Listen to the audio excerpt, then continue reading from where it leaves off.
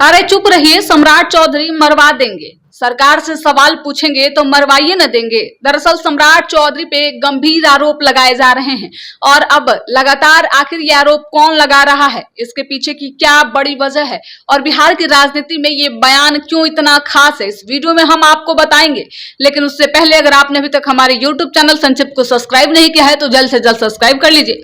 साथ ही Facebook page को भी फॉलो कीजिएगा, वीडियो को शेयर कीजिएगा और सम्राट चौधरी को लेकर आप क्या सोचते हैं प्रतिक्रिया कमेंट बॉक्स में जरूर दीजिएगा। दरअसल ये बयान जो है वो राजनीतिक गलियारों में चर्चा का विषय बना हुआ है। नीतीश के बेहद करीबी और दुलरवा विधायक ने सम्राट चौधरी पे गंभीर आरोप लगाए हैं और उन्होंने कहा है कि सम्राट चौधरी जो है उन्हें मरवा देंगे। क्या कह रहे हैं पहले आप सुन लीजिए। घेरवाइएगा हमको जी, मरवाइए देगा सम्राट चौधरी हमको।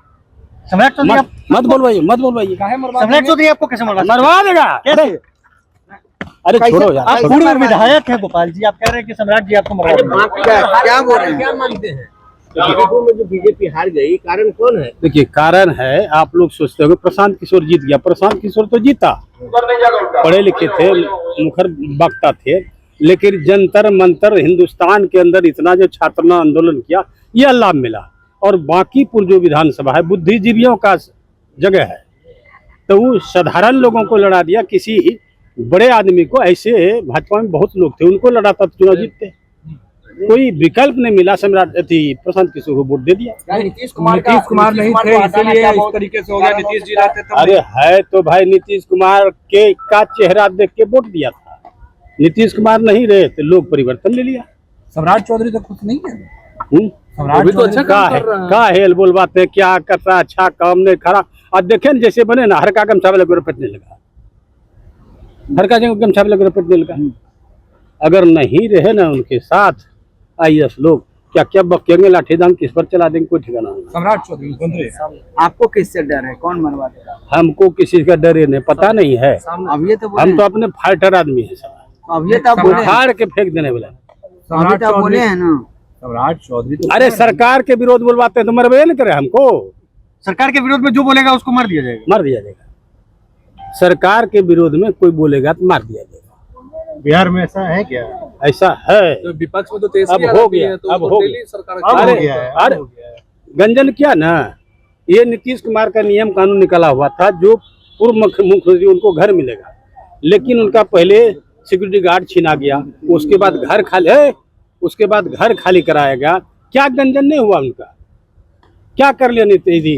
इनको चाहिए तेजस्वी को भूचाल मचा देना चाहिए। दरअसल गोपाल मंडल एक बार फिर से अपने बयानों को लेकर चर्चा में है और इस बार चर्चा सम्राट चौधरी को लेकर हो रही है। दरअसल जिस तरीके से सम्राट चौधरी को लेकर बातें कह रहे हैं गोपाल मंडल, इससे साफ प्रतीत होता है कि अब सम्राट चौधरी का जो कार्यकाल है वो बिहार के लोगों को ही नहीं बल्कि जदयू नेताओं को भी पसंद नहीं आ रहा है। यही कारण है कि सम्राट चौधरी को लेकर लगातार अब सवाल उठाए जा रहे हैं। सवाल ये कि मुख्यमंत्री रहेंगे या नहीं, ये सवाल तब से ज्यादा उठाए जाने लगे हैं जब से प्रशांत किशोर ने सम्राट चौधरी को लेकर कई बड़े खुलासे किए। उन्होंने उन्हें अपराधी कह दिया और उनके चाल चरित्र चेहरे पे कई गंभीर सवाल उठाए, जिसके बाद अब लगातार कई लोग जो है वो सम्राट चौधरी को लेकर सवाल उठा रहे हैं। और इसी कड़ी में गोपाल मंडल ने बड़ा बयान दिया है सम्राट चौधरी को लेकर। उन्होंने साफ तौर पे कहा है कि सरकार पे अगर सवाल उठाए जाते हैं तो ये कहीं ना कहीं भारी पड़ सकता है। दरअसल बांकीपुर विधानसभा उपचुनाव में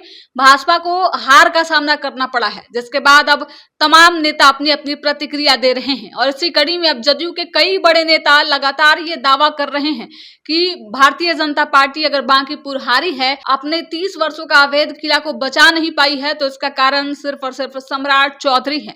अगर नीतीश कुमार के नेतृत्व में ये चुनाव लड़ा गया होता तो शायद जीत जाते, चाहे अनंत सिंह हो, गोपाल मंडल हो या फिर जदयू के और कई बड़े नेता हो। लगातार सभी लोग इस बात का जिक्र कर रहे हैं और इसी कड़ी में गोपाल मंडल का ये बयान काफी चर्चा में है। दरअसल अब गोपाल मंडल को लेकर खबरें ये भी चल रही है कि क्या गोपाल मंडल जो हैं वो नाराज हैं और इस नाराजगी की कीमत क्या जदयू को चुकानी पड़ सकती है।